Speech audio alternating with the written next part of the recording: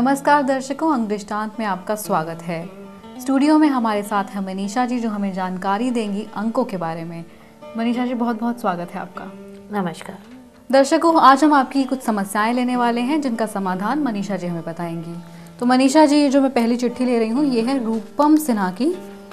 इनके बेटे की शादी फिक्स हुई है 16 फरवरी को।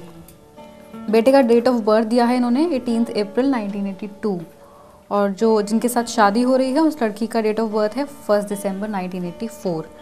एक तो जानना चाहते हैं कि जो इन्होंने तिथि तय की है 16 फरवरी, ये सही है या नहीं है, और कुछ टिप्स भी जानना चाहते हैं ताकि उनके बेटे का जो अच्छा वैवाहिक जीवन है वो अच्छा रहे, सुखी रहे।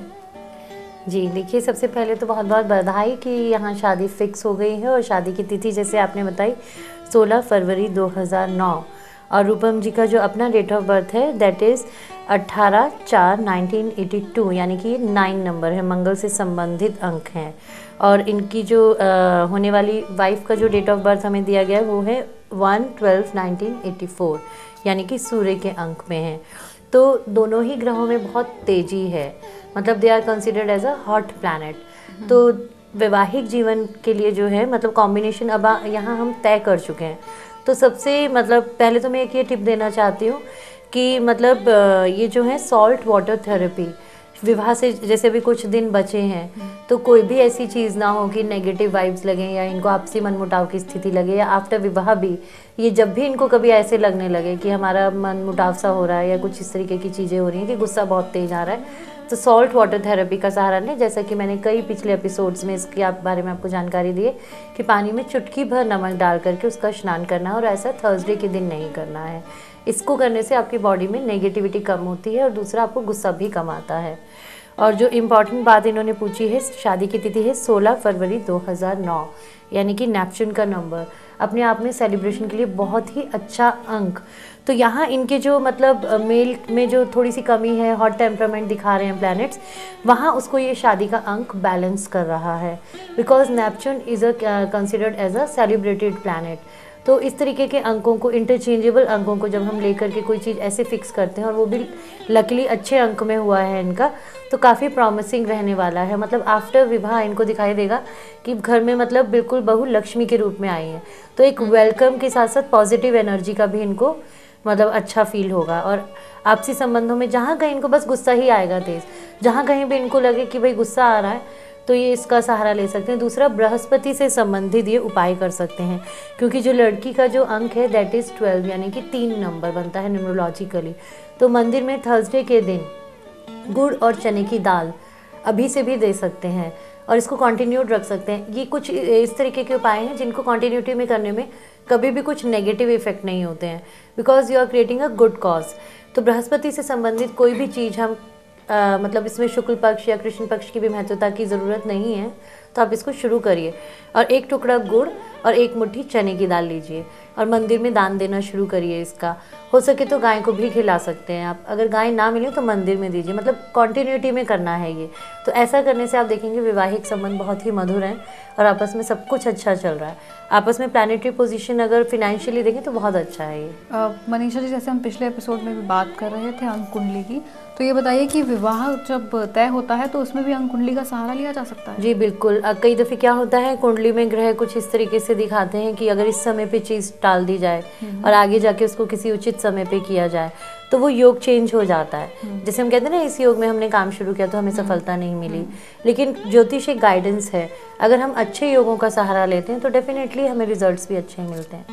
ये जो चिट्ठी आई है ये रमेश शर्मा जी की आई है। इनका डेट ऑफ बर्थ है 1 जनवरी 1970।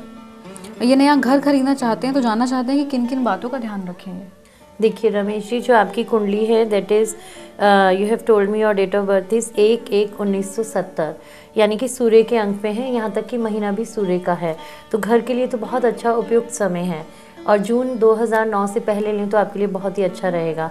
महीना अगर आप इसमें मार्च और अप्रैल का चुनाव करें तो ये भी बहुत अच्छा रहेगा। तारीखों का जैसा कि मैंने कई पिछले एपिसोड्स में आप लोगों को ज्ञान दिया है कि व्यक्ति के जुड़े हुए अंकों से काम करना है, यानी कि जैसे आप 1 नंबर हैं तो आप जब भी इस विषय में कोई भी बात आगे बढ़ाएं तो उस दिन की तारीख का योग 1 नंबर हो, यानी कि 1, 10, 19, 28 तारीख हो। सबसे इम्पॉर्टेंट बात रमेश जी जो आपको ध्यान करनी है यहाँ पे, क्योंकि ये एक बहुत बड़ी इन्वेस्टमेंट है आपकी, उसमें लैंड का नंबर कहीं भी भूले से भी 1 नहीं होना चाहिए। यानी कि जिस भी टोटल को हम करें उसका टोटल अंक 1 नहीं आना चाहिए, क्योंकि आपका अपना जो डेट ऑफ बर्थ है दैट इज़ 1 नंबर। अगर आप ऐसा करते हैं तो वो लैंड आपके लिए उतनी फ्रूटफुल नहीं रहेगी। यहाँ पे मैं एक छोटा सा उपाय, और जैसे कि मैंने बता भी चुकी हूँ कि आप छोटा सा उपाय और कर सकते हैं। कोई भी भूमि खरीदने से पहले आप उस जगह पे एक भरा हुआ पानी का कलश रखिए और उस कलश को रात भर वहीं छोड़ दीजिए, कच्ची मिट्टी में कहीं, मतलब इस तरीके से दबाइए कि जल ज़्यादा गिरे नहीं, और चेक करिए कि जब आपने वो फ्लो उसका कितना है। नेक्स्ट मॉर्निंग आप उसको देखेंगे, अगर फ्लो उस भूमि में कम हो गया, मतलब उस मटके में पानी का लेवल कम हो गया, तो उस भूमि का चयन ना करें। अगर पानी उतना का उतना ही है लेवल, तो वो भूमि आपके लिए शुभ प्रभाव देने वाली है। तो आपको यहाँ पे मोटी मोटी 3 बातों का ध्यान रखना है, जैसे कि अपनी तिथि से मिलते हुए योगों का सहारा लेना है, यानी कि 1, 10, 19, 28 तारीख का चयन करना है। दूसरा, अगर मतलब संडे अगर दिन हो, दिन भी आपका लकी हो और कुछ वाइट पहन करके आप मतलब जाएं तो वो भी शुभ रहेगा। दूसरी सबसे इम्पॉर्टेंट बात यह है कि भूमि का अंक 1 नंबर ना हो। अल्फ़ाबेटिकली भी दर्शकों में यहाँ ये बताना चाहूँगी कि कैलकुलेट किया जाता है। Some people calculate only the numbers, but अगर किसी भी ब्लॉक के साथ ABCDFZ समथिंग अगर ऐसा कुछ लगा है, वो भी अंकों में कैलकुलेट होता है। तो वो अगर आप ना कर पाएँ तो यहाँ आप किसी एनालिस्ट का सहारा लें, क्योंकि ये भूले से भी ये नहीं होना चाहिए कि सेम अंकों में चले जाएँ। जब हम ऐसा करते हैं तो वो डेटोरेशन की तरफ चीज़ें आ जाती हैं। तो आपको यहाँ पे इन चीज़ों का ध्यान रखेंगे तो डेफिनेटली आपके लिए अच्छा रहेगा।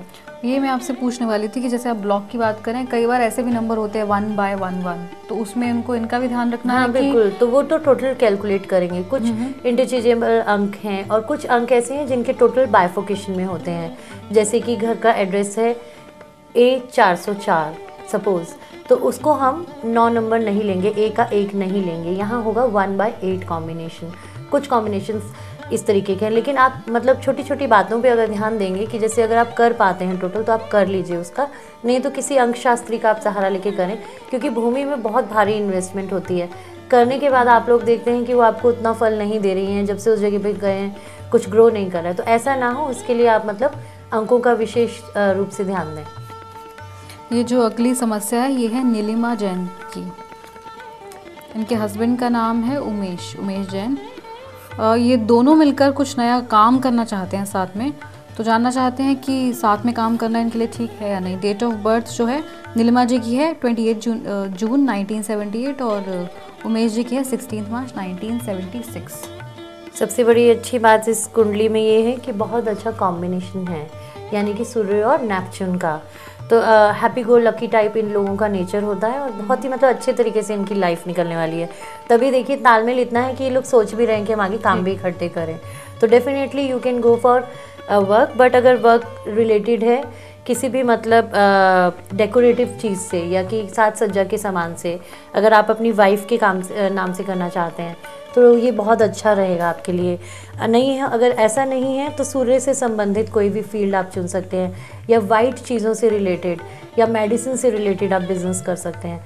मतलब एक गाइडेंस के अंडर कि आपको अपने अंकों के अनुरूप अपना प्रोफेशन लेना है जो दोनों के लिए बेनिफिटेड हो, तो उस तरीके से आप करेंगे तो डेफिनेटली अच्छा रहेगा। और आपसी योग आपके आपस में अच्छे ही हैं, मतलब हर तरह का बिजनेस इनको नहीं खोल सकता। नहीं, देखिए ये हर एक को ये समझने वाली बात है कि अंकों के आधार पर ही व्यक्ति को ये जानकारी होनी चाहिए कि ज़रूरी नहीं है कि हर व्यक्ति को लोहे की चीज़ फले, ज़रूरी नहीं है कि हर एक को मेडिकल प्रोफेशन फले। तो मतलब इसमें अंक बहुत महत्वपूर्ण स्थान रखते हैं। अंकों के हिसाब से व्यक्ति अगर चयन करता है तो उसको उतना फेलियर्स नहीं देखना पड़ता अपनी लाइफ में। और यहाँ बिल्कुल ऐसे है जैसे कि एक पार्टनरशिप में हम बिज़नेस कर रहे हैं कि 2 अंकों को मिला के एक हम काम कर रहे हैं। तो लकीली वो नंबर्स अच्छे ही हैं, योग अच्छा ही है, बट फील्ड अगर इनके नंबर्स के अकॉर्डिंग हो तो और भी अच्छा रहेगा। तो दर्शकों, अगर आपको भी कोई समस्या है और उसका समाधान चाहते हैं तो आप मनीषा जी को व्यक्तिगत तौर पर संपर्क कर सकते हैं। इनका पता लिख लीजिए।